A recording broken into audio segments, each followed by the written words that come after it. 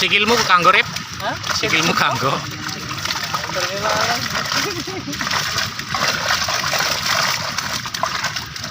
Kurangnya akeh, Bro. Yuk naik yuk. Naik, Om.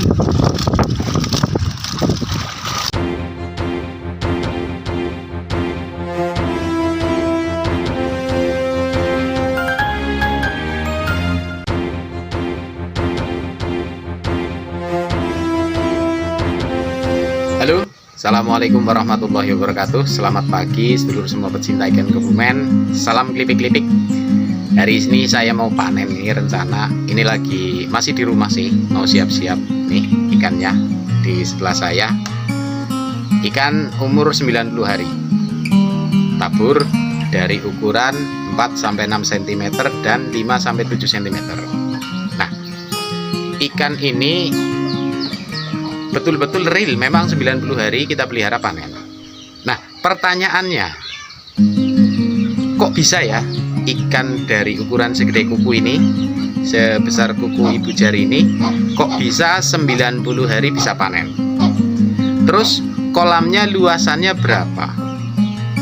Terus kepadatan per meter kubiknya berapa? Terus pakannya habis berapa? Nah, kalau hasil panennya ya nanti kita lihat kalau sudah panen. Jadi kita bisa tahu hasilnya berapa, pakannya berapa, jadi kita tahu FCR-nya itu berapa. Oke, ikuti video saya. Ikan nila di tempat saya dan di mitra saya 90 hari panen, tabur dari ukuran 4-6 cm dan 5-7 cm. Pertanyaannya, kenapa harus ukuran itu? Karena ikan nila maksud saya dengan ukuran 5-7 cm atau 4-6 cm itu paling cepat bisa beradaptasi dengan lingkungan.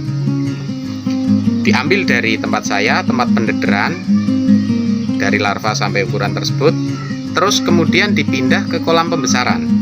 Jadi ikan ini tidak butuh waktu lama untuk bisa beradaptasi dengan tempat baru.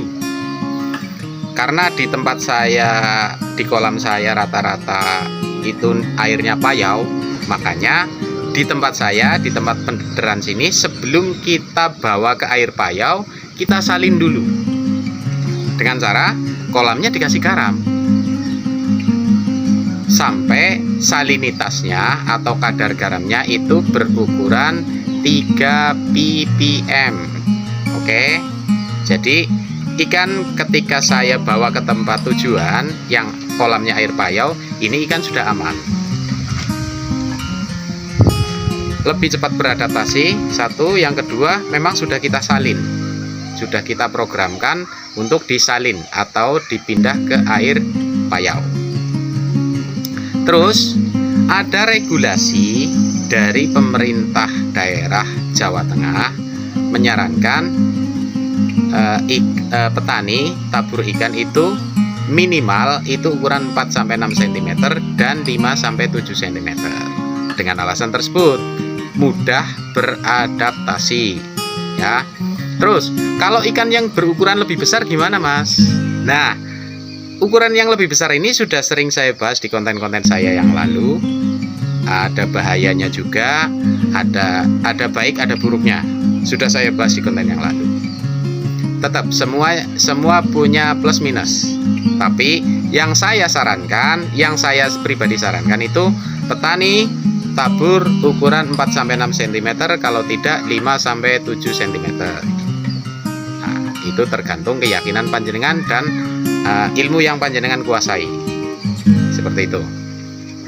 Terus pertanyaan selanjutnya, apakah ikan umur 90 hari ini bisa 100% dipanen? Jawabannya tidak. Tapi persentase ikan yang ditabur dari ukuran 4-6 cm dan 5-7 cm itu persentase yang bisa dipanen ketika umur 90 hari itu 70%. Ini secara kebiasaan, saya nggak bisa ngomong oh ini pasti 70%, tidak. Ini yang sudah berjalan dan sudah biasa di sini itu 70% bisa dipanen. Misal ikan tabur 10.000 ekor bisa dipanen itu sekitar 7.000 ekor dengan asumsi kematian 10%. Oke. Jadi kalau ditanya, Mas apa itu 10.000 hidup semua? Ya enggak, ya pasti ada yang mati, ada yang dimakan burung, ada yang dimakan garangan. Kayak gitu. Oke. Terus pertanyaan selanjutnya, Mas itu luasan kolamnya berapa sih? Kalau di sini rata-rata karena bekas tambak udang Faname, rata-rata ukurannya itu di atas 1000 meter persegi. Contoh, satu kolam itu rata-rata ukurannya 30 kali 40 atau 30 kali 50 meter maksudnya. Kedalamannya rata-rata 80 cm. Jadi tinggal dihitung nanti kepadatannya berapa. Ya 30 kali 40 cm 30 kali 40 meter 1200, kedalamannya 80 kalikan 0,8. Itu ketemu kedalamannya. Nanti kita bisa hitung kepadatannya berapa. Jadi 30 kali 40 1200 kalikan 0,8 sekitar 1000 meter kubik. Nah, ditabur ikan itu rata-rata 15.000 ekor. Mungkin berarti sekitar berapa ekor itu per meter kubiknya? Nanti kita hitung aja. Nah, oh kayak gitu berarti ya Mas, tebarnya jarang sekali. Iya betul. Supaya apa? Supaya ikan lebih cepat besar. Yang kedua, jarang trouble lah kalau kita tebarnya jarang. Yang ketiga, FCR-nya bisa bagus. Misal, ini pakan 2 ton. Ya jadi ikan 2 ton. Karena tebarannya jarang. Jadi ikan lebih leluasa, gerakannya lebih leluasa, terus ikan lebih lebih cepat berkembang, lebih cepat gede istilahnya. Kayak gitu. Mas, pakan yang jenengan gunakan itu proteinnya berapa sih? Saya jawab, pakan yang saya gunakan proteinnya 27 sampai 30%. Wah, itu berarti pakan khusus nila? Bukan. Jadi nggak ada pakan khusus nila, nggak ada pakan khusus gurame, nggak ada pakan khusus lele, enggak. Ya itu cuma pabrik aja yang bikin label kayak gitu. Kalau kita ya pakan yang proteinnya 30 sampai 33, pakan yang proteinnya 27% sampai 30%. Jadi istilahnya nggak ada pengkhususan ini pakan ini, enggak, sama saja. Pokoknya untuk nila kebutuhan proteinnya itu 27 sampai 30% kebutuhan proteinnya. Terus rekomendasi pakan apa atau merek pakan apa yang jenengan gunakan? Oh, kalau masalah merek pakan, Nun Sewu saya nggak bisa sebut. Satu, alasannya nggak di endorse, nggak ada duitnya. Yang kedua, merek itu tergantung daerah. Contoh gini, saya sering dapat itu gini.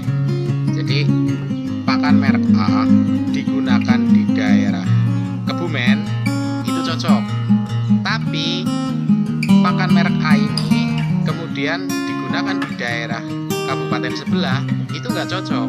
Itu banyak seperti itu. Makanya saya nggak mau merekomendasikan merek pakan.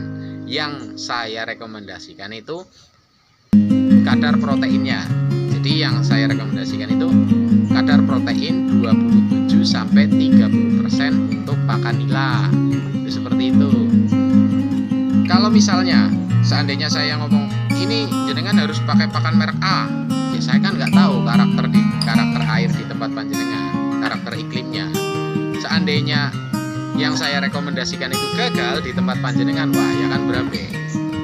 Wah ini kata si Mas ini pakainya pakan merek A, tapi kok dipakai di sini airnya jadi cepet bau, airnya jadi cepet kotor, ikannya nggak lahap makannya. Itu yang saya hindari sebetulnya. Kira-kira seperti itu. Nah, itu dia yang bisa saya sampaikan. Kalau panjenengan masih penasaran, masih kepengin ngobrol-ngobrol, monggo ada nomor HP saya tercantum di kolom deskripsi. Terima kasih yang sudah menonton, terima kasih yang sudah subscribe. Segala salah minta maaf. Wallahul muwaffiq ila aqwamit thoriq. Assalamualaikum warahmatullahi wabarakatuh. Salam litik-litik.